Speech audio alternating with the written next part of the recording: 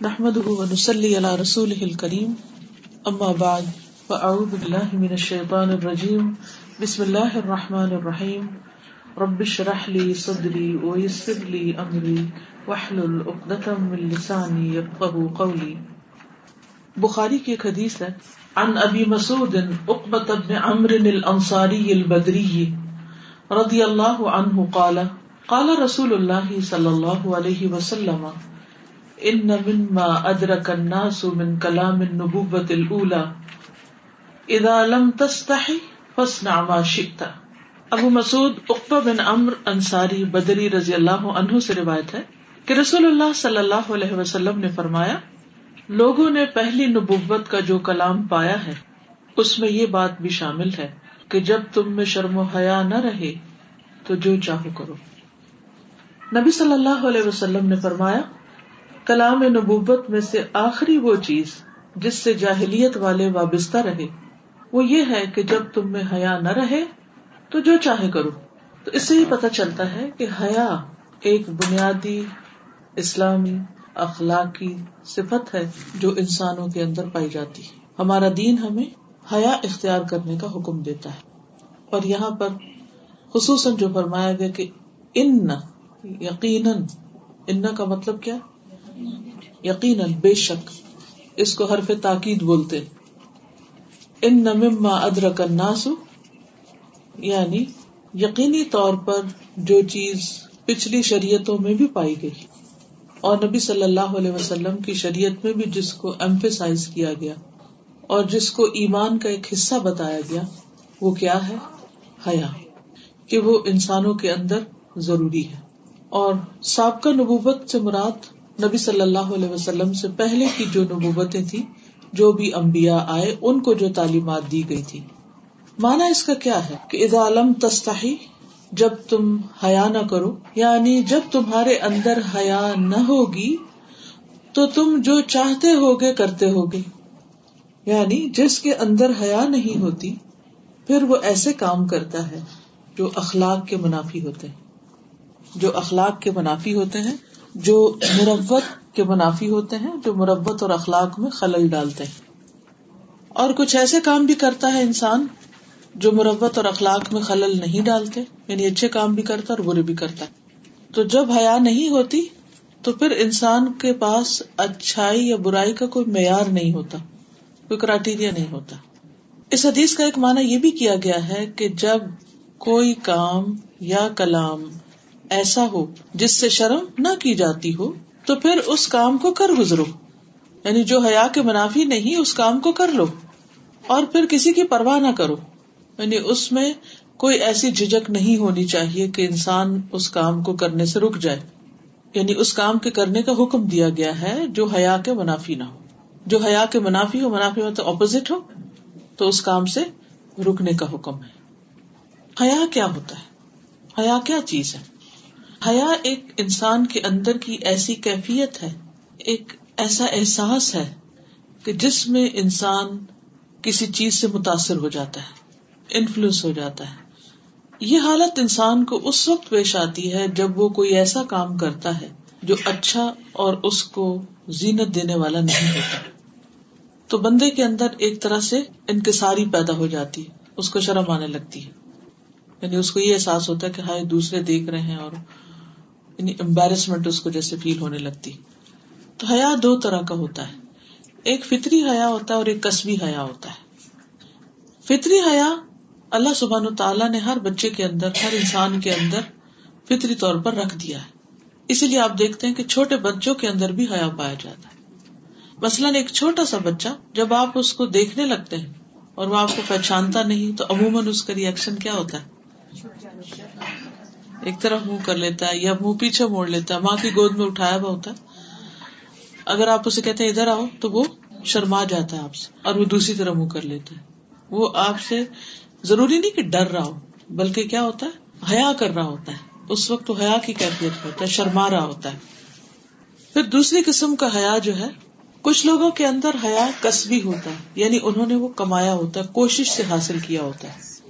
یہ بچپن سے ان کے ماحول کے اندر کوئی ایسی چیز نہیں ہوتی، جو بچپن کی فطری حیا ہے وہ بھی ختم ہو چکی ہوتی ہے. پھر وہ جب دین پڑھتے ہیں، جب اچھے لوگوں میں بیٹھتے ہیں تو ان کے اندر وہ ایک کیفیت پیدا ہونے لگتی، دوبارہ سے آنے لگتی. تو ایک طبعی حیا ہوتی ہے اور ایک کسبی حیا ہوتی ہے. اشج بن نصر کہتے ہیں کہ رسول اللہ صلی اللہ علیہ وسلم نے مجھ سے فرمایا، تم میں 2 خوبیاں ایسی ہیں جو اللہ تعالیٰ کو بہت پسند ہیں. میں نے کہا وہ دونوں کیا ہیں؟ آپ نے فرمایا بردباری اور حیا. میں نے عرض کیا کیا میری یہ دونوں عادتیں شروع سے ہیں یا اب پیدا ہوئی ہیں؟ اس سے پتہ چلتا ہے بعض اوقات انسان کو خود بھی پتہ نہیں ہوتا کہ اس کے اندر کوئی خاص خوبی پائی جاتی، کوئی پوٹینشیل ہے، اور یہ بھی نہیں پتا ہوتا کہ وہ کیسے اس کے اندر آ گیا، یعنی اپنے آپ کی بھی نہیں پہچان ہوتی. تو جو استاد ہوتا ہے یا بڑا ہوتا ہے یا جس کے اندر سمجھ بوجھ ہوتی ہے، حکمت ہوتی ہے، وہ پہچان لیتا ہے اور دوسرے کو پراپر طریقے سے گائیڈ کرتا ہے. تو میں نے عرض کیا، وہ اشج کہتے ہیں، میں نے عرض کیا کہ میرے اندر یہ دونوں عادتیں شروع سے ہیں یا اب پیدا ہوئی ہیں؟ آپ نے فرمایا اللہ تعالیٰ نے فطری طور پر تمہارے اندر انہیں رکھا ہے.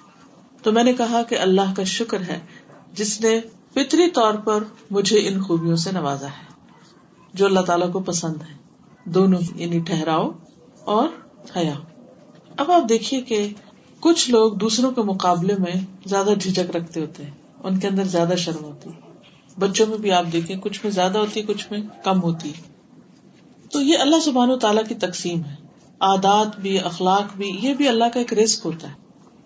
کسی کو ایک چیز زیادہ مل جاتی، کسی کو دوسری چیز زیادہ مل جاتی. یہ اللہ کی تقسیم جیسے چاہے کسی کو بنائے. کچھ لوگ مزاج کے بہت تیز ہوتے ہیں، یعنی فطری طور پر. کچھ لوگ ٹھنڈے ہوتے ہیں، ان کو اتنی ایفرٹ نہیں لگانی پڑتی اپنے آپ کو کنٹرول کرنے. لیکن ہوتا یہ ہے کہ کسی کے اندر کوئی چیز زیادہ، کسی کے اندر کچھ کم. پھر انسانوں کو اپنے ماحول سے بہت کچھ سیکھنے کا موقع ملتا ہے. پھر اللہ سبحانہ تعالیٰ نے دین کے ذریعے ہمارے لیے ایک کرائیٹیریا سیٹ کر دیا اور ایک سٹینڈرڈ سیٹ کر دیا کہ تمہیں اس سے اچیو کرنا ہے. اب ہو سکتا ہے کہ آپ میں سے کوئی یہ کہے کہ اچھا کچھ لوگوں کو تو کچھ بھی ایفرٹ نہیں لگانی پڑتی، ان کے اندر تو پہلے سے سب کچھ موجود ہے. تو ایسا ہے کہ سب کچھ سب کے اندر پہلے سے نہیں موجود ہوتا. کسی کے اندر ایک چیز ہوتی ہے، کسی کے اندر دوسری چیز ہوتی ہے. کسی کو ایک میدان میں اسٹرگل کرنا پڑتا ہے اور کسی کو دوسرے میں کرنا پڑتا ہے، کیونکہ ہر ایک کا امتحان ہے. جیسے سب کی شکلیں مختلف ہیں جو ہمیں نظر آتی ہیں، ہر ایک مختلف. اب کچھ لوگ جو ہیں وہ فطری طور پر ان کا رنگ صاف ہوتا ہے، کچھ کا نہیں ہوتا. تو جن کا نہیں ہوتا وہ کیا کرتے ہیں؟ ایکسٹرا ایفرٹ کرتے رہتے ہیں. کچھ لوگ لمبے ہوتے ہیں، کچھ نہیں ہوتے، وہ کیا کرتے ہیں؟ قد بڑھانے کی مختلف تدبیریں کرتے رہتے ہیں.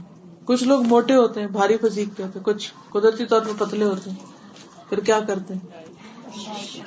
کچھ لوگ ڈائٹ کر کر کے تھک جاتے ہیں اور کچھ لوگ کھا کھا کے تھک جاتے ہیں. کسی کو ایک طرح ایفرٹ لگانی پڑتی، کسی کو دوسری طرح.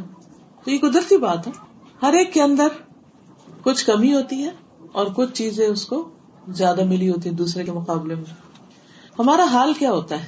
ہمارا حال یہ ہوتا ہے کہ جو ہمیں نہیں نہ ملا اس پہ ہم کڑتے رہتے ہیں اور اس پر ناراض ہوتے ہیں اور پھر اس کے لیے فرسٹریٹ ہوتے ہیں کہ ہمارے اندر یہ کیوں نہیں.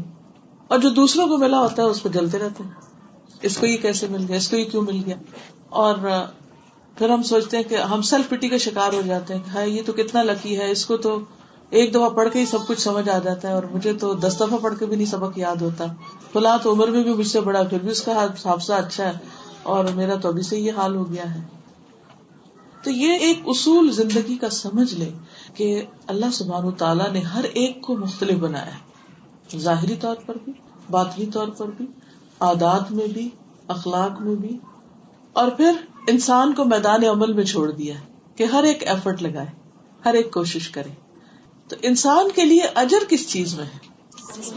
کوشش میں. وَأَنَّ سَعْيَكُمْ سَوْفَ يُرَىٰ، تمہاری کوشش دیکھی جائے گی. کچھ لوگوں کی نیند بہت تھوڑی ہوتی ہے، کچھ لوگوں کو زیادہ سونا پڑتا ہے. ہر ایک کی طبیعت فرق ہوتی ہے اور یہ فرق بچپن میں ہوتے ہیں. آپ دیکھتے کچھ بچوں کو سلا دیں دن بھر سوتے رہیں گے اور کچھ کو آپ ادھر سلا کے ہٹے اور ادھر پھر جاگ جائیں گے، وہ نہیں سو پاتے. بڑے ہو کر بھی یہی ہوتا ہے. ایک ہی ماں کی اولاد، ایک بچہ سارے شام سو جاتا ہے، اسے کہنا ہی نہیں پڑتا کہ سو جاؤ، اور دوسرے کو سلا کے تھک جاتے ہیں اور وہ سونے کا نام نہیں لیتے. اب آپ وہی ماں ہیں اور اسی طرح کی ایفرٹ لگا رہی ہیں دونوں کے لیے، لیکن کچھ بچے خود ہی ارلی مارننگ اٹھ جاتے ہیں اور کچھ کو اٹھانا پڑتا ہے، پھر بھی نہیں اٹھتے. اور وہ ان بیچاروں کے اپنے بس میں بھی نہیں ہوتا.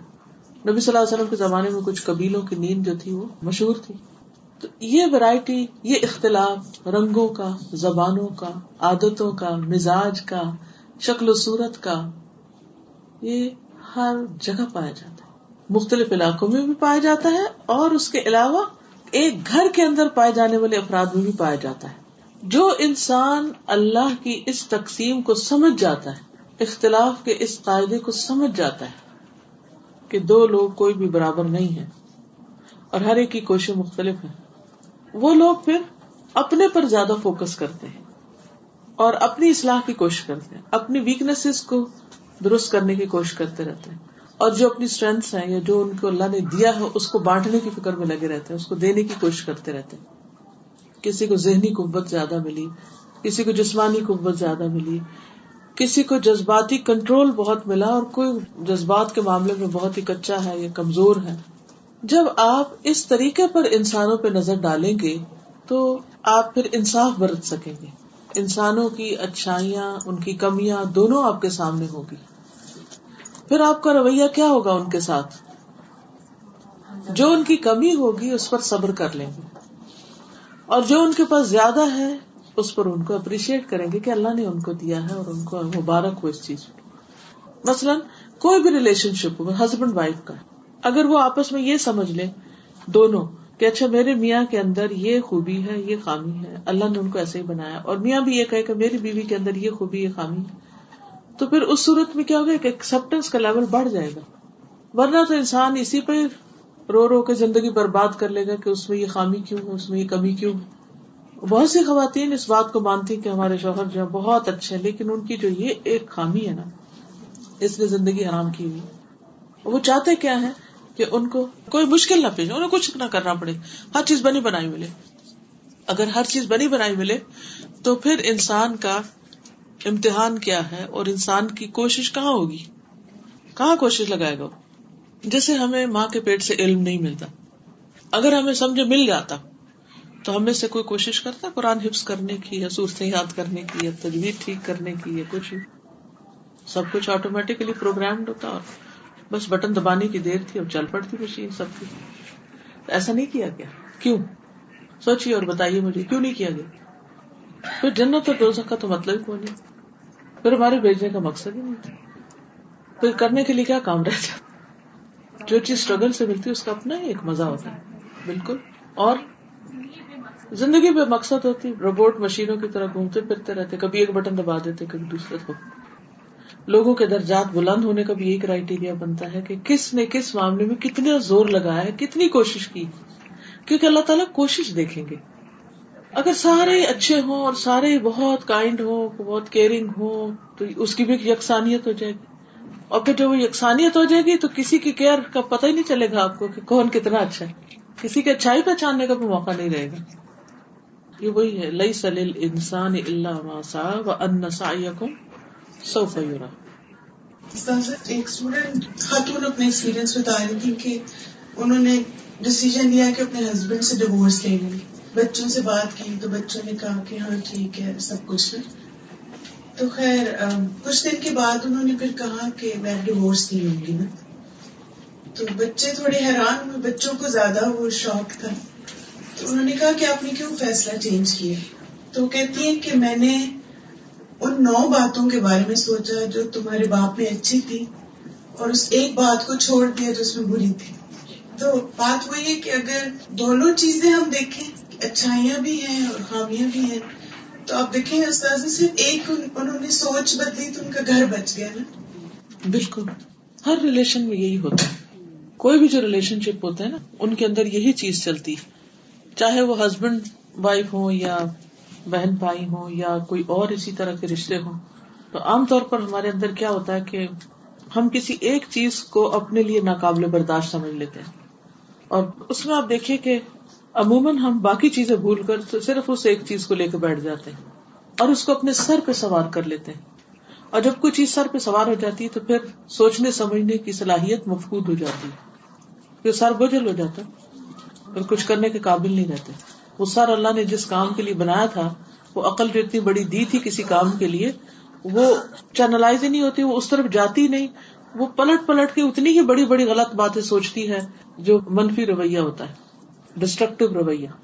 طبیعتوں کے اختلاف سے، رائے کے اختلاف سے، اپروچ کے اختلاف سے ہم ایک دوسرے سے بہت کچھ سیکھتے بھی ہیں اگر ہم برداشت کی قوت رکھتے ہو. ورنہ عموماً کیا ہوتا ہے کہ ہم برداشت نہیں کرتے، صرف اپنی بات پہ ڈٹے رہتے ہیں. تو ایسے لوگ جو صرف اپنی بات پہ ڈٹے رہے پھر وہ مزید کچھ سیکھ نہیں سکتے. تو ہم بات کر رہے تھے حیا کی. حیا اللہ سبحانہ وتعالیٰ کی صفت بھی ہے. حدیث میں آتا ہے ان ربکم حی کریم یستحیی من عبدہ ان یرفع الیہ یدیہ فیردہما صفرا. نبی صلی اللہ علیہ وسلم نے فرمایا تمہارا پروردگار بہت باحیا اور معزز ہے، اسے اس بات سے حیا آتی ہے کہ اس کا بندہ اس کے سامنے اپنے دونوں ہاتھ پھیلائے، مانگے اس سے، پھر وہ اس کے ہاتھ خالی ہی لوٹا دے. تو اس سے کیا پتہ چلتا ہے؟ دعا کی اہمیت. شابش، کہ مانگتے رہنا چاہیے. ہم کہتے ہیں نا ہماری سنی نہیں گئی یا ہماری دعا قبول نہیں ہوگی. ایک شخص یہاں ہو جو کسی کو یہاں بیٹھنے نہ دے، کیونکہ میں بار بار ڈسٹریکٹ ہو رہی ہوں. اگر کوئی ایک بھی یہاں بیٹھ گیا تو پھر کیا ہوگا؟ دروازہ کھلا چھوڑ دیجیے. جب بھی مل جل کے کچھ کام کرتے ہیں نا تو اس کے کچھ قاعدے، کچھ طریقے ہوتے ہیں. آپ میں سے بہت سارے لوگ یا تو پڑھ رہے ہیں یا پڑھا رہے ہیں. تو پڑھنا پڑھانا صرف کتاب پڑھ کے سنانا یا کوئی علم کو ایک سے اٹھا کے تو دوسرے پہ ڈال دینا، یہ نہیں ہوتا. یہ سیکھنا سکھانا جو ہوتا ہے یہ ایک تربیت کا عمل ہوتا ہے. اسی لیے نبی صلی اللہ علیہ وسلم نے یعلمہم الکتاب و یزکیہم کا کام کیا ہے. ایک طرف تعلیم دی ہے، دوسری طرف تزکیہ کیا. تزکیہ کیا ہوتا ہے؟ تزکیہ میں دو چیزیں ہوتی ہیں، ایک ہوتا ہے تخلیہ اور ایک ہوتا ہے تحلیہ. تخلیہ ہوتا ہے کسی چیز کو خالی کرنا، اور تحلیہ ہوتا ہے کسی چیز کو بیوٹیفائی کرنا. حلیہ سے، حلیہ کہتے ہیں نا زیور کو. تو تعلیم کا کام اس وقت تک درست نہیں ہوتا یا وہ تعلیم فائدہ مند نہیں ہوتی جس میں تزکیہ نہ ہو، کہ ہماری بری عادتیں ہمارے اندر سے اس کی جڑیں نہ اکھڑے اور ان کی جگہ نئے پودے نہ لگے. اگر ایک پیس آف لینڈ آپ کو ملے جس میں اٹ پٹانگ قسم کی جھاڑ جھنکار اگی ہوئی ہے، تو ایک تو یہ ہے کہ آپ اسی کو پانی دے دے کے بڑھا لیں. یعنی آپ پانی دیتے جائیں گے تو کیا ہوگا؟ وہ جھاڑ بڑھتی جائے گی، وہ جنگل اسی طرح اگتا جائے گا. اور اگر اس کا کوئی مالی ہے یا کوئی اس کا درست کرنے والا ہے تو وہ کیا کرے گا؟ ویڈز کو کیا کریں گے؟ نکالیں گے. ویڈز کا نکالنا بھی اتنا ہی امپورٹنٹ ہے ایک باغ کی خوبصورتی کے لیے جتنا نئے پودے لگانا. ہم عام طور پر کیا کرتے ہیں؟ تربیت کے بغیر علم دیتے جاتے ہیں. نتیجے میں اگتا کیا ہے اور کیا بڑا ہو جاتا ہے لوگوں کے اندر؟ ان کی انا، ان کی بری عادتیں اور پختہ ہو جاتی ہے، کیونکہ وہ ساتھ ساتھ جسٹیفائی کرتے جاتے ہیں اپنے آپ. تو ان کی شخصیتوں کے اندر کوئی خوبصورتی آتی نہیں، ان کی بات میں، ان کے مزاج میں، ان کے معاملے میں، ان کے رویے میں نہیں ہے، کیونکہ ادھورا کام ہوتا ہے. تو جب ہم مل جل کر سیکھتے ہیں تو اس میں صرف انفارمیشن پاس کرنا نہیں ہوتا، اس میں یہ بھی آتا ہے کہ جس جگہ پر بیٹھے ہیں وہاں بیٹھنا کیسے ہے، لائن میں بیٹھنا ہے، دروازے میں نہیں بیٹھنا، لوگوں کا راستہ نہیں روکنا، بغیر اجازت اٹھ کے نہیں جانا، گیپ خالی نہیں چھوڑنا. یہ بنیادی بیسک ادب آداب ہیں جو نماز با جماعت سے ہی بیسیکلی سکھائے گئے ہیں. نبی صلی اللہ علیہ وسلم کی مجالس میں جب کم لوگ ہوتے تھے تو حلقے کی شکل میں بیٹھتے تھے، سرکل، اور جب زیادہ لوگ ہوتے تھے تو لائن میں بیٹھتے تھے. کہیں پر بھی آپ جائیں، کسی کے گھر میں جائیں، کسی مجلس میں جائیں، اپنے اوپر قسم ڈال لیں کہ آپ نے دروازے میں نہیں بیٹھنا، آپ نے راستے میں نہیں بیٹھنا. یعنی یہ دوسروں کو اذیت دینے والی بدترین چیز ہے. کسی مسجد میں جائیں تو اس میں بھی، کہیں پر بھی جائیں. لیکن اکثر آپ دیکھیں کہ ہماری گاڑیاں لوگوں کی پارکنگ بلاک کر دیتی، لوگوں کی گاڑیاں بلاک کر دیتی، غلط پارک کرتے ہیں، غلط جگہ بیٹھتے ہیں، غلط جگہ چیزیں چھوڑ دیتے ہیں. تو یہ وہ آتے ہیں جو تربیت کے منافی. ہم اس کو اپنے شان کے خلاف سمجھتے ہیں نا، کہ میری بے عزتی کر دی گئی، کہ مجھے اپنی جگہ سے اٹھا دیا گیا، یا مجھے ایسے کہا کیوں گیا، مجھے بیٹھنے کیوں نہیں دیا گیا جہاں میری مرضی ہے بیٹھنے کی. اب بہت چھوٹے تھے ہم تو ہمارے ایک ٹیچر نے ہمیں ایک ادب سکھایا تھا کہ آپ کہیں انٹر ہو، اگر دروازہ بند ہے تو انٹر ہو کر دروازہ بند کر کے اندر جائیں، اور اگر پہلے سے کھلا ہے تو اس کو بند نہیں کریں، اس کو کھلا ہی چھوڑ دیں، کیونکہ اس کی کوئی وجہ ہوگی. تو بہت ساری چیزوں کو اپنی مرضی سے جو اجتماعی ہوتی ہیں نا ان کو اپنی مرضی سے تبدیل نہیں کرنا چاہیے. مثلاً اگر آپ کہیں گئے ہیں اور ونڈو کھلی ہے تو آپ جا کے ونڈو بند کرنا شروع کر دیں کیونکہ آپ کو سردی لگ رہی. آپ ونڈو کے پاس نہیں بیٹھے لیکن آپ وہ کسی مقصد سے کھلی ہے نا. تو یہ چھوٹی چھوٹی چیزیں زندگی گزارنے کی ہوتی ہیں, تربیت کی, جن کے نہ ہونے کی وجہ سے لوگ دین پڑھ کر دین کو اور زیادہ بدنام کرتے ہیں. کیونکہ لوگ یہ تو نہیں سوچتے کہ یہ ان کی اپنی غلط عادتیں ہیں, وہ کہتے ہیں کہ یہ شاید دین ان کو یہ سکھا رہا ہے, حالانکہ دین تو کسی کو تکلیف دینا نہیں سکھاتا. مسلمان تو وہ ہے جس کی زبان اور ہاتھ سے دوسرے محفوظ رہے. تو بہرحال بات یہ ہو رہی تھی کہ اللہ سبحانہ وتعالی بہت باحیا اور معزز ہے. اسے اس بات سے حیا آتی ہے کہ اس کا بندہ اس کے سامنے اپنے دونوں ہاتھ پھیلائے اور وہ ان میں کچھ نہ ڈالے, خالی ہاتھ لوٹا دے. اس سے سیکھنے کی کون سی بات پتہ چلتی ہے؟ نمبر 1, دعا مانگنی چاہیے اور اس یقین کے ساتھ مانگنی چاہیے کہ جب میں نے ہاتھ پھیلائے تو کیا ہوگا, خالی نہیں لوٹائے جائیں گے. دوسری کیا بات پتہ چلتی ہے؟ ہم جو مانگیں گے انشاءاللہ ہمیں اللہ ضرور, اللہ پر بھروسہ کہ جو ہم مانگیں گے وہ ہمیں ملے گا ضرور, چاہے فوراً نہ ملے, کچھ ٹائم بعد ملے, لیکن ملے گا ضرور. شیطان ہمیں یقین نہیں کرنے دیتا کہ اللہ ہمیں دے گا. یہ یقین کہ اللہ سبحانہ وتعالی اگر یہ نہیں دے رہا جو ہم مانگ رہے ہیں تو اس سے بہتر کوئی دے گا جو شاید اس سے بھی زیادہ ہماری ضرورت ہے اور ہم خود بھی نہیں جانتے اس کو. لوگوں کی طرف نگاہیں کم اٹھیں گی. ایک اور بات یہ پتہ چلتی ہے کہ ہاتھ اٹھا کے دعا مانگی جا سکتی ہے اور مانگنی چاہیے, ہاتھ اٹھانے چاہیے. ٹھیک ہے, یعنی ہم عام طور پر بندوں کے آگے ہاتھ پھیلا دیتے ہیں, اللہ کے آگے نہیں پھیلاتے, حالانکہ ہمیں اللہ کے آگے ہاتھ پھیلانے چاہیے. اور اس میں ایک عاجزی کا اظہار ہوتا ہے, ہاتھ پھیلانا ایک عاجزی کی علامت بھی ہے. اللہ سبحانہ تعالیٰ کی یہ صفت ہے, اور یہاں یہ بتایا گیا کہ بہت باحیا اور معزز ہے. اور اس کے باحیا ہونے کی علامت کیا ہے, معزز ہونے کی علامت کیا ہے, کہ وہ کسی کو خالی ہاتھ نہیں جانے دیتا, کسی کو خالی ہاتھ نہیں چھوڑتا. تو ہم کیسے اندازہ لگائیں کہ ہمارے اندر حیا ہے یا ہمارے اندر ایک وقار ہے یا ہمارے اندر کوئی خوبی ہے؟ کیونکہ الحیاء خیر کلہ, حیا سراسر خیر ہے, سراسر بھلائی. اس کی علامت کیا ہے, اس کا اظہار کہاں سے ہوگا؟ کہ جب کوئی شخص ہمارے پاس حاجت لے کے آتا ہے کہ یہ چیز مجھے دے دو, تو ہم کیا کرتے ہیں؟ برا مناتے ہیں. برا تو چلو مناتے ہیں اپنی جگہ, لیکن اپنے آپ کو بڑی چیز سمجھنے لگتے ہیں. بعض لوگ ایسا بھی کرتے ہیں کہ پہلی دفعہ میں ضرورت پوری کر سکتے تو جان بوجھ کے نہیں پوری کرتے, اس کو لٹکاتے ہیں تاکہ یہ دوبارہ آئے, بار بار آئے. نبی صلی اللہ علیہ وسلم کا طریقہ کیا تھا کہ جب آپ کے پاس خود نہیں ہوتا تھا کچھ تو وہ کیا کرتے تھے؟ دوسروں سے دلوا دیتے تھے کہ کوئی اور کر دے.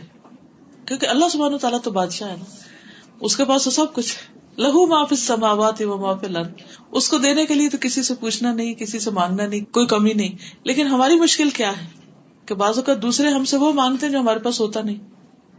تو ایسی صورت میں بھی کیا کرنا چاہیے کہ اگر اپنے پاس نہیں تو کسی اور کی طرف اشارہ کر دینا چاہیے, یا کسی اور سے کہہ دینا چاہیے, سفارش کر دینی چاہیے. لیکن بنیادی طور پر دینے والا مزاج ہونا چاہیے, ہیلپ فل, مددگار. نبی صلی اللہ علیہ وسلم کی صفت کیا تھی؟ آپ کی زندگی سے حیا کی کوئی مثال بتائیے کہ آپ کے اندر کیسا حیا تھا, کچھ یاد ہے؟ جی. جو لوگ ان کے گھر بیٹھے ہوئے تھے ان کو کہیں کہ جاؤ یہاں سے, کیونکہ قرآن مجید نے گواہی دی نا کہ نبی صلی اللہ علیہ وسلم شرماتے ہیں اور وہ تم سے نہیں کہتے, لیکن اللہ حق بیان کرنے سے نہیں شرماتا. ان اللہ لا یستحی ان یضرب مثلا ما بعوضۃ فما فوقها, وہاں بھی آتا ہے. یعنی اللہ سبحانہ تعالیٰ کی صفت حیا ہے. آگے جا کے انشاءاللہ یہ بات بھی ہوگی کہ کہاں حیا نہیں کرنا چاہیے, کس چیز میں حیا نہیں ہونا چاہیے, لیکن حیا کہاں ہونا چاہیے اور بنیادی طور پر کس طرح اس کا اظہار ہونا چاہیے اور اس کے اظہار کی علامات کیا ہیں. جی. معراج کے موقع پہ جب معراج کے موقع پر جب نبی صلی اللہ علیہ وسلم کو 50 نمازیں دی گئیں تو آپ لے کر آ رہے تھے امت کے لیے, تو راستے میں موسیٰ علیہ السلام سے ملاقات تھی, تو انہوں نے کہا کہ جاؤ اپنے رب کے پاس, مجھے بنی اسرائیل کا تجربہ ہو چکا ہے, وہ نہیں مانیں گے, نہیں پڑھ سکے گی امت. تو آپ واپس گئے تو 5 کم کر دی گئی, پھر آئے, پھر انہوں نے بھیجا, پھر 5 کم کی گئی, پھر آئے, پھر گئے, پھر آئے, پھر گئے, حتیٰ کہ آخری 5 رہ گئی. انہوں نے کہا کہ نہیں یہ بھی نہیں پڑھ پائیں گے, ابھی بھی جائیں. انہوں نے کہا مجھے حیا آتی, کیونکہ 5 کر کے کم ہو رہی تھی نا, تو اگر آخری 5 پہ بھی چلے جاتے تو باقی تو پھر کچھ رہتا ہی نہ، تو ساری ختم ہو جاتی. تو آپ نے فرمایا مجھے اپنے رب سے حیا آتی.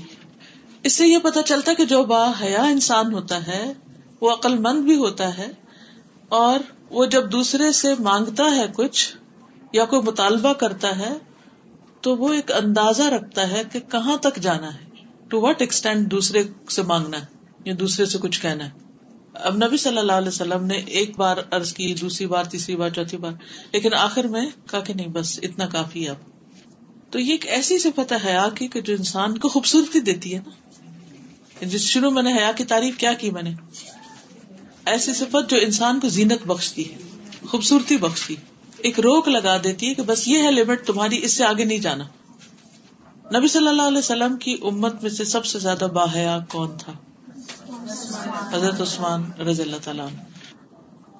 آپ نے فرمایا حیا ایمان کا حصہ ہے اور میری امت میں سب سے زیادہ حیادار عثمان ہے. حیا سب کے لیے ضروری ہے لیکن خواتین کے لیے تو بہت ہی ضروری ہے. انسانوں میں حیا کو ڈیفائن کرتے ہوئے سب سے زیادہ حیادار کنواری لڑکی کو قرار دیا گیا. کنواری لڑکی جس کی شادی نہ ہوئی ہوئی ہو اس کے اندر حیا سب سے زیادہ ہوتی ہے فطری طور پر، اور ہونی چاہیے. یعنی انسانوں میں سے جتنے بھی ایجز ہیں، سٹیجز ہیں، جو بھی قسمیں ہیں، ان میں سے جس سٹیج پر سب سے زیادہ حیا ہوتی ہے وہ کنواری لڑکی ہوتی ہے. حدیث میں آتا ہے، ابو سعید خدری سے مروی ہے، بخاری کی روایت ہے کہ رسول اللہ صلی اللہ علیہ وسلم پردہ نشین کنواری لڑکیوں سے بھی زیادہ حیا والے تھے. یعنی سب سے زیادہ حیا اس ایج گروپ میں ہوتی ہے، لڑکیوں کو ہوتی ہے، اور آپ اس سے بھی زیادہ حیادار تھے، اور یہ آپ کی شان کے خلاف نہیں تھا. اب دیکھنے کی بات یہ کہ کیا آج کی کنواری لڑکیوں کے اندر ایسی حیا ہے؟ کیونکہ حیا جو ہے وہ ایمان کا حصہ ہے. جی بہت ریئر ہو گیا نا. تو اس سے دیکھیں نا کہ پھر ایمان کا لیول کیا ہے.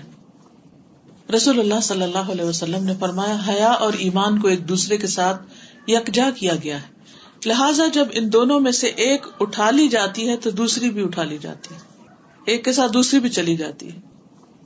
الحیاء والایمان قرناء، دونوں ساتھی ساتھ ساتھ ہیں. ایک اور روایت میں آتا ہے حیا ایمان کا حصہ ہے اور ایمان کا تعلق جنت سے ہے. حیا ایمان کا حصہ ہے اور ایمان کا تعلق جنت سے ہے. گویا حیا جنت میں لے جانے والی صفت ہے. آپ نے یہ بھی فرمایا ہر دین کی ایک امتیازی علامت ہوتی، ایک ڈسٹنکشن ہوتی، اور اسلام کی امتیازی علامت حیا ہے. تو اس سے یہ پتہ چلتا ہے کہ ایک مسلم بچی جو ہے، ایک مسلم خاتون، ایک دیندار خاتون اپنے بول چال میں، لباس میں، رویے میں، معاملے میں فرق ہوگی کس سے؟ غیر مسلم سے. اب ہم اپنے رویے پر غور کریں. گفتگو کا انداز، بات چیت، لباس، کیا واقعی اس سے حیا ٹپکتی؟ اس میں حیا موجود ہے؟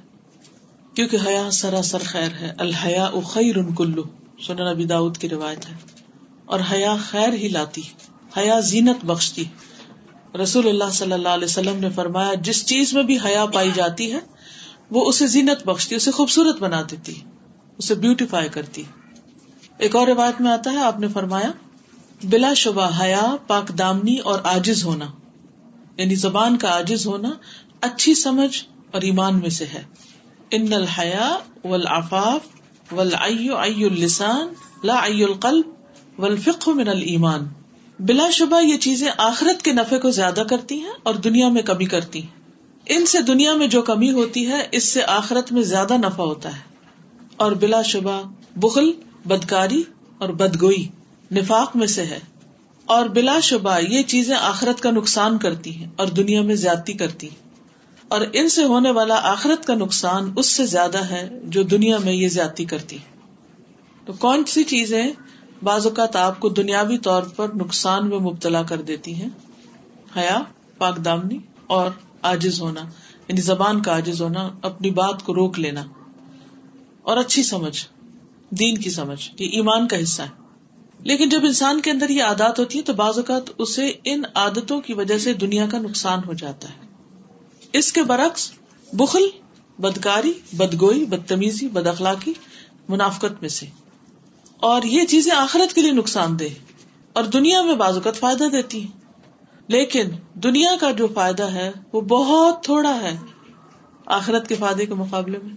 ان بد اخلاقیوں کی وجہ سے اگر انسان دوسرے کا حق مار جاتا ہے، اپنے حق سے زیادہ وصول کر لیتا ہے، یا کسی کو اس کا حق دیتا نہیں ہے، تو بظاہر وہ بڑے فائدے میں نظر آتا ہے، لیکن اس کا نقصان بہت بڑا ہے آخرت کا، اس فائدے سے کہیں بڑا نقصان. وَإِثْمُهُمَا أَكْبَرُ مِن نَفْعِهِمَا.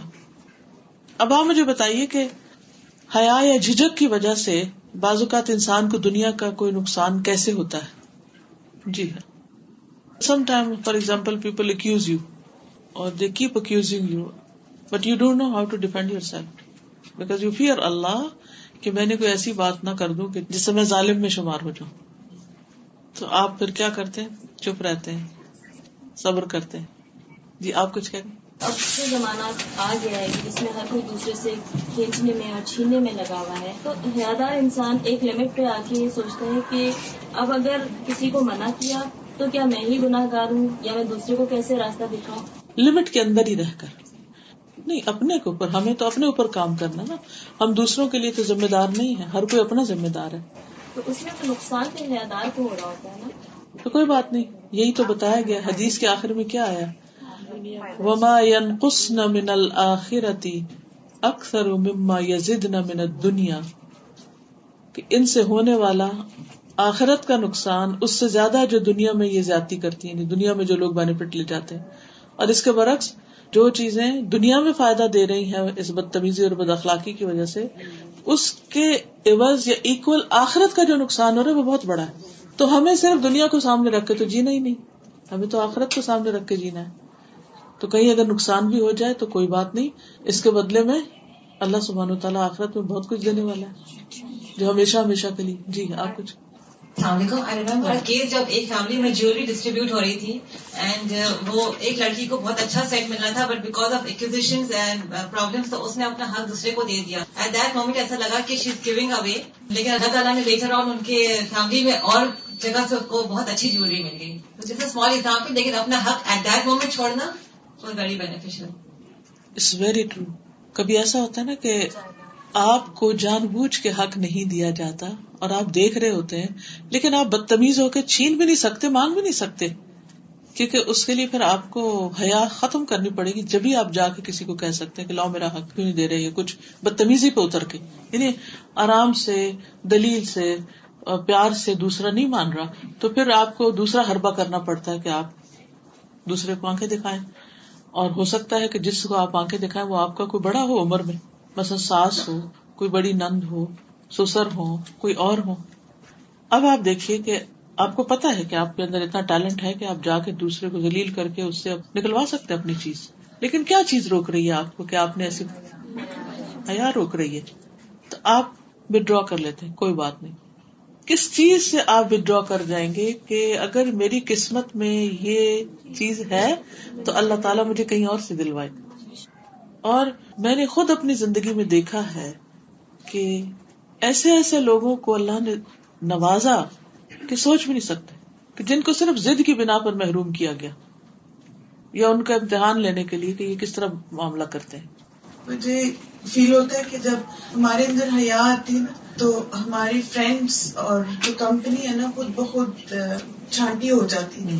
جیسے مثلا ہمیں گوسپ میں انٹرسٹ نہیں ہے، ہمیں اس میں انٹرسٹ نہیں ہے کسی گھر میں کیا ہو رہا ہے، یہ کسی کی ٹانٹ شانٹ کر کے اس سے، تو وہ بھی آبویسلی الحمدللہ باتوں سے جب یہ چیز نکل جاتی ہے تو پھر کمپنی بھی ہماری چینج ہو جاتی ہے. جنہوں نے کل چھوڑنا ہے، چھوڑنا کہ نہیں، وہ آج چھوڑ دیں. کل بھی تو قبر میں ہم جائیں گے تو چھوڑ دیں گے نا، آخرت میں بھی چھوڑ دیں گے. تو اگر وہ آج ہی چھوڑ دیں تو بات اچھا ہے، اور جس نے کل کام آنا ہے اگر وہ راضی ہے تو اس سے بڑی خوش قسمتی کوئی نہیں. جی بولیے. جب میری شادی ہوئی تو کیونکہ میرے پاس کوئی بہن نہیں تھی تو میں اپنے بھائی سے زیادہ کلوز تھی. جب شروع میں کچھ لاس سے پرابلمس ہوتی ہیں تو میں بھائی کے ساتھ شیئر کرتی تھی، تو میرا بھائی مجھے یہ کہتا تھا کہ دیکھو کبھی کچھ تمہارے دل میں آئے تو تم یہ سوچنا کہ تمہیں اپنے لیول پہ آ کے بات کرنی ہے، تمہیں دوسرے کے لیول پہ بات ویری کرنی گڈ، ہے. بہت اچھا. اور الحمدللہ مجھے اتنی بات مجھے لگی اور میں نے اس پہ عمل کیا، اور الحمدللہ اللہ تعالیٰ نے عزت دی ہے فیملی میں. اگر وہ شاید ممکن ہے کہ میں اس وقت پیشنس لوز کر جاتی تو مجھے وہ نہ ملتی. بالکل. عام طور پر یہ ہوتا ہے کہ جب آپ حیا کے دائرے میں، اخلاق کے دائرے میں رہ کے بات کرتے ہیں تو آس پاس کے لوگ اتنا پرووک کرتے ہیں کہ کب تک خاموش رہو گی، کب تک تم اپنے حق کو کمپرومائز کرتی رہو گی، کب تک تمہارے ساتھ یہ ظلم ہوتا رہے گا. پھر نتیجہ کیا ہوتا ہے؟ پھر ایک دن شیطان آ جاتا ہے تو انسان بھڑک اٹھتا ہے، جو دل میں آتا ہے بول جاتا ہے، اور جب وہ بول جاتا ہے تو وہ ساری کمائی ضائع کر چکا ہوتا ہے، عزت بھی گنوا چکا ہوتا ہے، اور جو عمل اس نے اکٹھے کیے ہوتے ہیں وہ بھی جا چکے ہوتے ہیں ہاتھ سے. اس لیے اس معاملے میں انسان کو ہمیشہ یہ رکھنا چاہیے کہ مجھے وہ کرنا ہے جو اللہ نے میرے لیے رکھا ہے، اپنے لیول پہ بات کرنی ہے. مجھے اپنے آپ کو دوسروں کے تابع نہیں کرنا کہ وہ اگر برا کرے تو میں بھی برا کروں گا. اپنا اخلاق ہمیشہ اچھا ہی رکھنا ہے. اچھا یہ بتائیے کہ پاک دامنی سے کیا نقصان ہوتا ہے انسان کو؟ پاک دامن رہنے سے اور زنا سے پرہیز کرنا یا بے حیائی اور شرمناکی کے کاموں کے قریب نہ جانا، لباس میں پاک دامن رہنا، اس سے کیا فائدہ ہوتا ہے اور دنیا کا کیا نقصان ہوتا ہے؟ بہت سے لوگ ہیں نا جو کہتے ہیں حجاب پہن کر ہمیں جاب نہیں ملی، انٹرویو کالز نہیں آتی، یا ٹیلی فون انٹرویو میں آپ کامیاب ہو جاتے ہیں، جب آپ کا پرسنلی جا کے اپیئر ہوتے ہیں تو آپ کو ریجیکشن مل جاتی ہے. السلام علیکم ورحمۃ اللہ وبرکاتہ. وعلیکم السلام ورحمۃ اللہ وبرکاتہ. یہ جرمن کی بات ہے. میں اسکول میں تعلیم حاصل کر رہی تھی تو وہاں پہ ایک ٹیچر، کیونکہ ہم حجاب لے کے جاتے تھے، ہم 2-3 لڑکیاں تھیں، 1-2 ترکی کی تھی اور میں پاکستان سے تھی. تو وہ کہتی ہیں کہ آپ حجاب لیتی ہیں تو آپ کو کام نہیں ملے گا یہاں پہ نا. تو میں نے کہا اچھا دیکھتے ہیں. تو جب ہماری ایجوکیشن کمپلیٹ ہوئی تو ہم نے ویسے ہی صرف چیک کرنے کے لیے کہ ہمیں کام ملتا ہے کہ نہیں نا، تو ہم ایک اس میں چلے گئے، ایک کمپنی میں گئے. تو وہاں پہ انہوں نے ہم تینوں کو ہی رکھ لیا اور تینوں کو اس میں آفس میں جاب دی. تو یہ صرف یہی چیک کرتے ہیں کہ نہیں کرتے نا. تو یہ اللہ کا فضل ہے کہ اس سے کچھ فرق نہیں پڑتا. اور کبھی اس وجہ سے کوئی ڈسکریمنیشن ہو بھی تو اسے گھبرانا نہیں چاہیے. یہ سوچنا چاہیے کہ اللہ تعالیٰ نے میرے لیے اس سے بہتر رکھا ہے. اس میں یہ ہے کہ بعض اوقات اگر انسان یہ سوچے کہ میرے ساتھ نقصان ہو رہا ہے تو وہ صرف وقتی ٹیسٹ ہوتا ہے، نقصان کو نہیں ہوتا، کیونکہ اللہ تعالیٰ نے اس سے بہتر آپ کے لیے کچھ اور رکھا ہوتا ہے، یا وہ چیز آپ کے لیے اچھی نہیں ہوتی. عسیٰ ان تکرہوا شیئا ویجعل اللہ فیہ خیرا کثیرا. جی کچھ لوگ یہ کہتے ہیں کہ ان بچیوں نے جب سے حجاب لینا شروع کیا وہ انہیں رشتے نہیں ملتے. دیکھیے یہ بھی صرف کہنے کی بات ہے. اصل چیز تو یہ ہے کہ جو چیز اللہ نے جب لکھی ہے نا وہ مل ہی جاتی ہے. جب مجھے کوئی یہ بات کہتا ہے تو میں ہمیشہ یہ کہتی ہوں کہ کیا وہ سب لڑکیاں جو حجاب نہیں کرتی ان سب کی شادی ہو چکی ہے؟ ان کو رشتوں کی کوئی پرابلم نہیں؟ سب کو ہی ہے نا. تو یہاں بنیادی وجہ حجاب کا ہونا یا نہ ہونا نہیں، یہاں وجوہات اور بھی ہیں کچھ. تو ہم باقی وجوہات کو بھول جاتے ہیں اور ساری چیزوں کو کور کر کے حجاب کو بلیم کر دیتے. مجھے یاد ہے جب میں ماسٹرز کر رہی تھی تو میں فل نقاب کرتی تھی اور سب. تو میری کلاس فیلو سب یہ کہتی تھی دیکھو تم نے جاب نہیں کرنی، تم نے کام نہیں کرنا تو کیا بنے گا تمہارا. تو میں نے ان سے کہا کہ بات یہ ہے کہ وہ تو کل کی بات ہے، مجھے یہ دیکھنا کہ آج مجھ پر کیا لازم ہے. اور آپ یقین کیجئے کہ جب میں آخری سیمسٹر میں تھی اس وقت ویکینسیز آئیں، میں نے اپلائی کر دیا کہ چلو ڈال دیتے ہیں دیکھتے ہیں کیا ہوتا ہے. میرے ریزلٹ کے 1 ہفتے بعد میرا انٹرویو تھا اور اس میں ساری کلاس میں سے سب سے پہلی جاب مجھے ملی الحمدللہ. تو ہم صرف حجاب کو ایک آرٹ بنا لیتے ہیں. میں یہ نہیں کہتی کہ حجاب کی وجہ سے کبھی ڈسکریمنیشن نہیں ہوئی لوگوں کے ساتھ، کبھی ہوتی اور کبھی نہیں بھی ہوتی. تو اگر آپ سمجھتے کہ نہیں واقعی آپ کے ساتھ حجاب ہی کی وجہ سے ڈسکریمنیشن ہوئی ہے تو بھی ہوپ لوز نہیں کریں، صبر سے کام لیں. ایک وقت آئے گا کہ آپ کو اللہ تعالیٰ اس سے بہتر عطا کرے گا. اچھا پھر اسی طرح زبان کا عاجز ہونا، زبان کا عاجز ہونا یعنی آپ کو بولنا آتا ہے اور آپ خوب جواب دے سکتے ہیں لیکن پھر بھی آپ حیا کے مارے چپ ہو جاتے ہیں اور آپ نہیں بولتے. اس سے بھی بعض اوقات وقتی طور پر آپ نقصان اٹھا سکتے ہیں. جیسے نبی صلی اللہ علیہ وسلم کی خدمت میں ایک مقدمہ پیش کیا گیا تو آپ نے ایک کے حق میں فیصلہ کر دیا، تو اس کے بعد آپ نے کیا فرمایا کہ ہو سکتا ہے کہ تم میں سے کوئی ایک اپنی چرب زبانی کی وجہ سے وہ لے جائے جو اس کا حق نہیں بنتا، تو وہ دراصل اپنے لیے جہنم کا ایک ٹکڑا ہے جو لے رہا ہے. تو یہ ایسا ہوتا ہے کہ لوگ اپنی چرب زبانی کی وجہ سے بعض اوقات پیغمبروں تک کو بھی دھوکہ دے سکتے ہیں، ان کے سامنے بھی باتیں کر کے ان سے غلط فیصلہ کروا سکتے ہیں. لیکن یہ یاد رکھیں کہ جو شخص نہ حق کو حق کر لیتا ہے صرف زبان کی قوت پر، وہ اللہ سے نہیں بھاگ سکتا کہیں. آپ کو پتا ہے کہ یہ چیز آپ کا حق نہیں ہے، لیکن آپ صرف باتیں کر کے خوب، اور بعض اوقات یہ ہوتا ہے کہ آپ کو کوئی کچھ کہہ رہا ہوتا ہے، پرووک کر رہا ہوتا ہے، اور آپ سوچتے ہیں میں اب بولوں اور میں اس کو چپ کرا دوں، لیکن آپ پھر صبر کر جاتے ہیں اور وقتی طور پر آپ وہ بے عزتی برداشت کر جاتے ہیں کچھ بھی. تو ایسی صورت میں ایک وقت آتا ہے کہ آپ کی سچائی ثابت ہو جاتی ہے. گھر میں بہت ہوتا ہے نا کہ ایک بچہ بہت چپ رہتا ہے، دوسرا بچہ اس کو ٹاکٹیو اور ہمیشہ اپنی جو ہے وہ آپ کے پیرنٹس کو بتاتا رہتا ہے، اور اکثر پیرنٹس اس بچے کی طرف رجحان کر جاتے ہیں. لیکن الحمدللہ لیکن ماں باپ کو پھر سمجھ آ جاتی ہے نا کہ کون بھائی جی استاذہ مجھے وہ حدیث بہت اچھی لگتی کہ مومن سیدھا سادہ اور بھولا بھالا ہوتا ہے. کیونکہ بعض کچھ لوگ کہتے ہیں ہاں یہ تو ہے بے وقوف، اس کو کچھ پتہ ہی نہیں ہے، جواب بھی نہیں دینا آتا. لیکن میں کہتی ہوں کہ الحمدللہ وہ جو بدتمیزی بد اخلاقی نہ کرنا انسان کو بہت سارے اور شر سے بچا لیتا ہے. بالکل. السلام علیکم. استاد کل میں گئی اپنے بیٹے کو کہیں ڈراپ کرنے، تو وہ بھی نکل رہا تھا گاڑی سے، جا کے چلا گیا اندر، تو وہاں پر ایک خاتون کھڑی ہوئی تھی، سگریٹ پی رہی تھی. تو مجھے بہت زیادہ باتیں کرنے لگ گئی نا، بہت زیادہ بولوں. تو میں اس کو دیکھ دیکھ کے ہنس رہی تھی. میں نے گاڑی نہیں چلائی، میں نے روک دی. تو جب پوری بول چکی تو میں نے کہا کہ کہتی ہے I don't understand how can you drive like this and how can you look like this. تو میں نے اسے بلایا، میں نے کہا ادھر آؤ، تم جاننا چاہتی ہو کیوں میں اس طرح ہوں؟ تو کہتی ہاں میں جاننا چاہتی ہوں. پھر قریب آ گئی نا، میں گاڑی میں ہوں، وہ کھڑی ہے. تو میں نے کہا کہ میرا ایک کوشچن ہے، تم مجھے ایک بات بتاؤ کہ تم جو ہے نا ریپ کینڈی کو کھاؤ گی، پسند کرو گی یا کھلی کینڈی کو؟ تو کہتی فار شیور ریپ کینڈی. تو پھر ایک دم میری طرف دیکھ کے ہنس پڑی، کہتی یو گاٹ می. پھر میں نے کہا okay thank you very much, now I have one request. کہتی ہے واٹ از دیٹ؟ مگر you will listen to my request? کہتی yes sure, tell me what is your request. میں نے کہا گو سرچ اباؤٹ اسلام. کہتی ہے آئی نو اباؤٹ اسلام. میں نے کہا if you new you would never ask me this question. Okay. استاد بعض دفعہ حجاب کی وجہ سے لوگ انڈر ایسٹیمیٹ بھی کرتے ہیں. جی ہاں، بعض اوقات حجاب کی وجہ سے انڈر ایسٹیمیٹ کرتے ہیں. کرتے رہیں کوئی وقت آ جائے گا کہ آپ کو موقع مل جائے گا اپنے آپ کو پروو کرنے کا. So be patient and wait for that time. اصل میں ہم بھی تو جلد بازی کرتے ہیں نا کہ جلدی سے مان لیا جائے ہمیں. عبداللہ بن عمر کہتے ہیں نبی صلی اللہ علیہ وسلم کا گزر ایک ایسے شخص پر ہوا جو اپنے بھائی پر حیا کی وجہ سے ناراض ہو رہا تھا اور کہہ رہا تھا کہ تم بہت شرماتے ہو. گویا وہ کہہ رہا تھا کہ تم اس کی وجہ سے اپنا نقصان کر لیتے ہو. تو رسول اللہ صلی اللہ علیہ وسلم نے فرمایا اسے چھوڑ دو، حیا ایمان میں سے ہے، یعنی اس کو بے حیائی پر مت اکساؤ. پھر اسی طرح یہ ہے کہ نبی صلی اللہ علیہ وسلم نے فرمایا اللہ سے زیادہ کوئی اور غیرت مند نہیں، اسی لیے اس نے بے حیائیوں کو حرام کیا ہے، خواہ ظاہر میں ہو یا پوشیدہ ہو. اب یہاں پر حیا کا ایک اور پہلو ڈسکس کیا جائے گا، اور وہ ہے لباس سے متعلق، جسم کے چھپانے سے متعلق، سطر کے ڈھانپنے سے متعلق. تو ننگا ہونا جو ہے یہ بے حیائی میں سے ہے. حتیٰ کہ تنہا بیٹھا ہوا انسان بھی اگر ننگا ہو کے بیٹھتا تو یہ بھی پسندیدہ نہیں. پھر اسی طرح اللہ سبحانہ وتعالیٰ نے مرد کو قوام بنایا تو اس کے ذمہ لگایا کہ وہ گھر والوں کے حیا کی پاسداری کرے.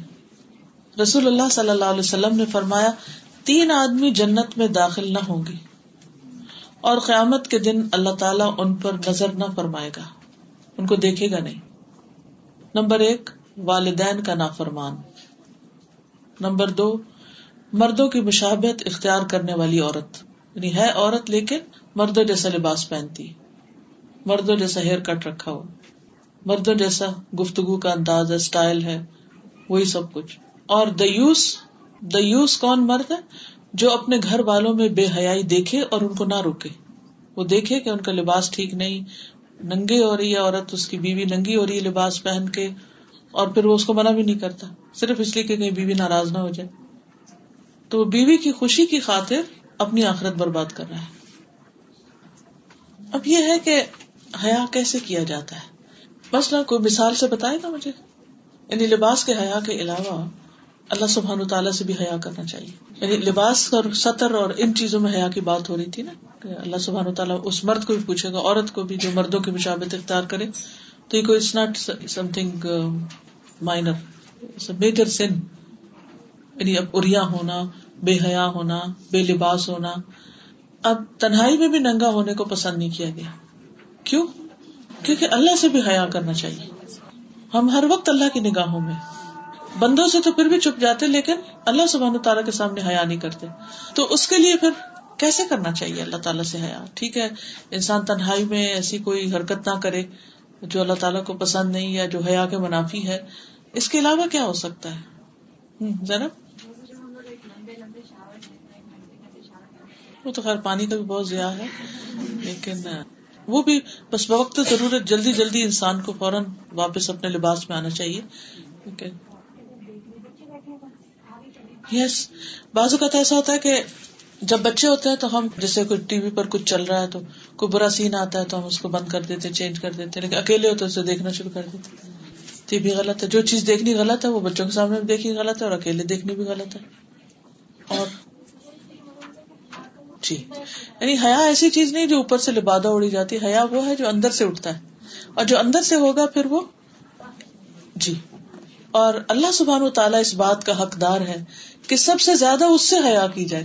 اور جب انسان اللہ سبحانہ وتعالیٰ سے حیا کرنے لگے گا تو پھر ہر ایک سے حیا کرے گا, ہر ایک کو اس کے مقام پر رکھے گا.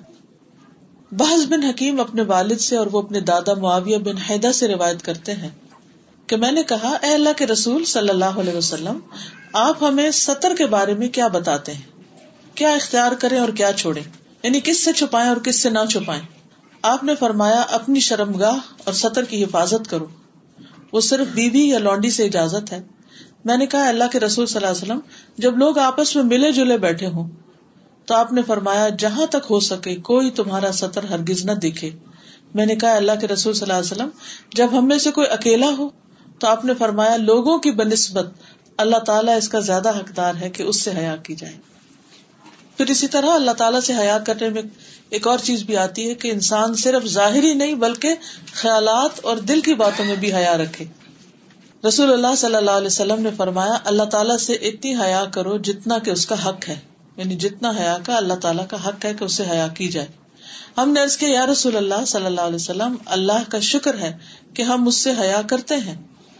آپ نے فرمایا ٹھیک ہے لیکن اس کا حق یہ ہے کہ تم اپنے سر اور جو کچھ اس میں ہے اس کی حفاظت کرو, پھر پیٹ اور جو کچھ اپنے اندر جمع کیا ہوا ہے اس کی حفاظت کرو, پھر موت اور ہڈیوں کے گل سڑ جانے کو یاد کرو.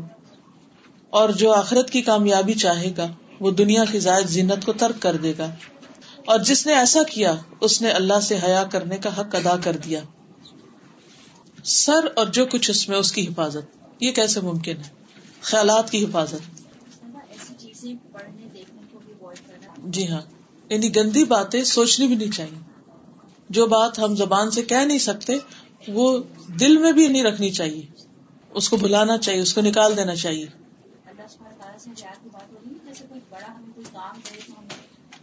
ویری گڈ پوائنٹ, آپ نے بہت ہی ریلیونٹ بات کی. ایک حدیث سے بھی ہمیں یہ بات پتہ چلتی ہے کہ تم اللہ سے اس طرح حیا کرو جس طرح اپنی قوم کے کسی بڑے سے حیا کرتے ہو. یعنی کسی بڑے کے سامنے دیکھ کر ہم ایک دم چپ ہو جاتے ہیں, ایک دم سمٹ جاتے ہیں, ایک دم ہم کانشیس ہو جاتے ہیں. تو فرمایا کہ اللہ سے بھی ایسے ہی حیا کرو. حیا اور تقویٰ میں پھر کیا؟ تقویٰ تو بنیادی خوبی ہے جس کی وجہ سے انسان نیکیوں پر چلتا ہے, برائیوں سے رکتا ہے, وہ تو وسیع معنوں میں. یہاں کانٹیکسٹ یہ ہے کہ ہم کس طرح حیا کریں. یعنی ایک ہے نا جیسے شروع میں ہم نے بات کی تھی کہ اللہ تعالیٰ حیا کرتا ہے, اور ایک یہ کہ ہمیں کرنا ہے. اب ہمیں کس طرح کرنا ہے اللہ تعالیٰ سے حیا؟ تو میرا سوال تھا سر اور جو کچھ اس میں ہے اس کی حفاظت کرو. سوچیے اس پر. جیسے نماز میں اور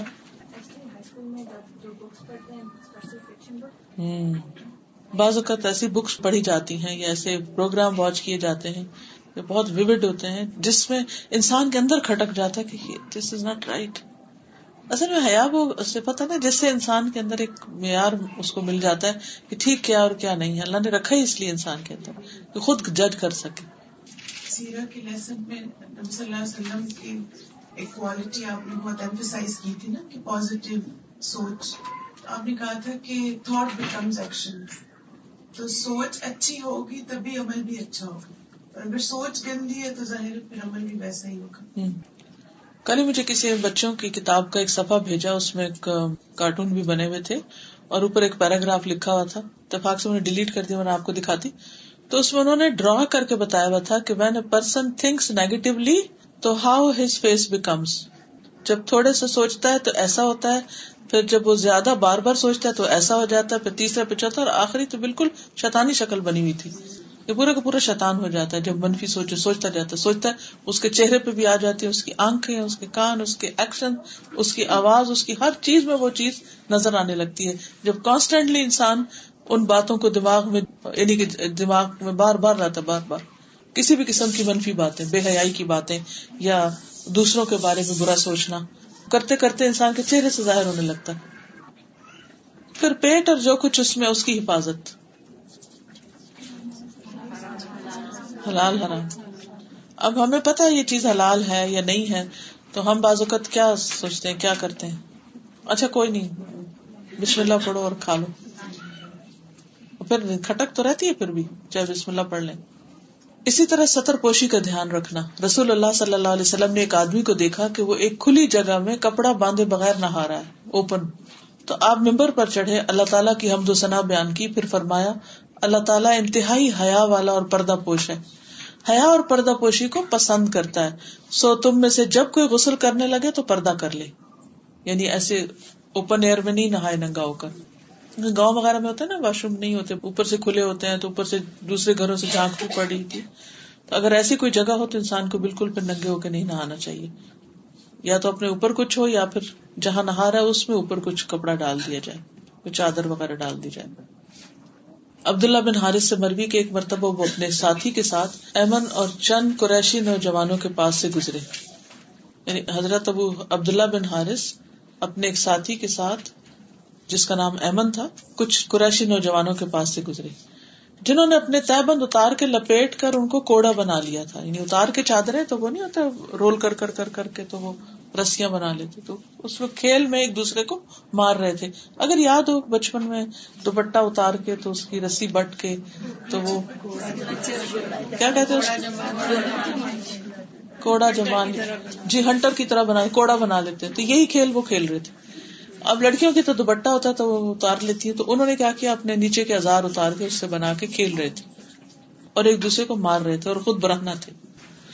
جب ہم ان کے پاس سے گزرے تو کہنے لگے کہ یہ عیسائیوں کے راہب ہیں، کپڑا نہیں پہنتے، انہیں چھوڑ دو. اسی طرح نبی صلی اللہ علیہ وسلم بھی آ گئے. انہوں نے جب آپ کو دیکھا تو فوراً بھاگنے لگے. آپ غصے کی حالت میں واپس آ گئے. تو کہتے ہیں میں نے حجرے کے پیچھے سے اللہ کے رسول صلی اللہ علیہ وسلم کو یہ فرماتے ہوئے سنا، سبحان اللہ، انہوں نے نہ اللہ سے شرم کی نہ اس کے رسول سے پردہ پوشی کی. یعنی نہ اللہ سے شرمائے نہ اس کے رسول سے شرمائے، اور کہاں بیٹھ کے کیا کھیلنا شروع کر دیا. تو ام ایمن جو تھی وہ قریبی تھی، کہنے لگی یا رسول اللہ ان کی بخشش کی دعا کر دیجیے. عبداللہ کہتے ہیں آپ نے کہا میں کس بنا پر ان کے لیے استغفار کروں. بزاز کی روایت میں کہ آپ نے ان کے لیے دعا کرنے سے انکار کر دیا. یعنی کہ بے حیائی اتنا بڑا گناہ ہے کہ جس پر کوئی کمپرومائز نہیں کیا جا سکتا کہ انسان اس پر نرمی برتے. اس قسم کا کوئی جو بھی غلط کام کر رہا ہو اور پھر ریپینٹ کرنے کی بجائے، سوری کرنے کی بجائے بھاگ نکلے صرف کسی کو دیکھ کے جس سے ڈر لگ رہا ہو، تو چھوٹی بات نہیں. اس کے برعکس جو شخص برائی کی دعوت دیا جائے وہ انکار کر دے، اس کے لیے عرش کے سائے تلے سایہ ہوگا قیامت کے دن جب کوئی دوسرا سایہ نہیں ہوگا. تو انشاءاللہ تعالیٰ کل ہم اس کو کنٹینیو کریں گے، اور مختلف کاموں میں جو حیا ہے، جیسے ہمارے جو ایکشنز ہیں، رویے ہیں، طریقے ہیں، ان میں حیا کس طرح ہوتا ہے، اس پر مزید کل بات ہوگی. جزاکم اللہ خیرا. اس حدیث کو ہم عربی میں سن لیتے ہیں. سبحانک اللہم و بحمدک، اشہد ان لا الہ الا انت، استغفرک و اتوب الیک. السلام علیکم و رحمۃ اللہ وبرکاتہ. برکاتہ برکاتہ برکاتہ برکاتہ برکاتہ برکاتہ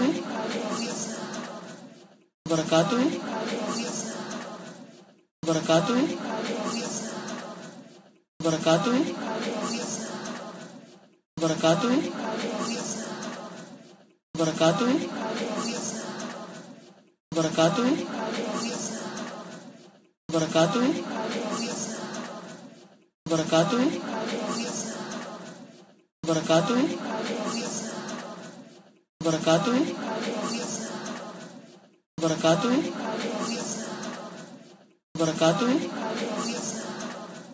وبرکاتہ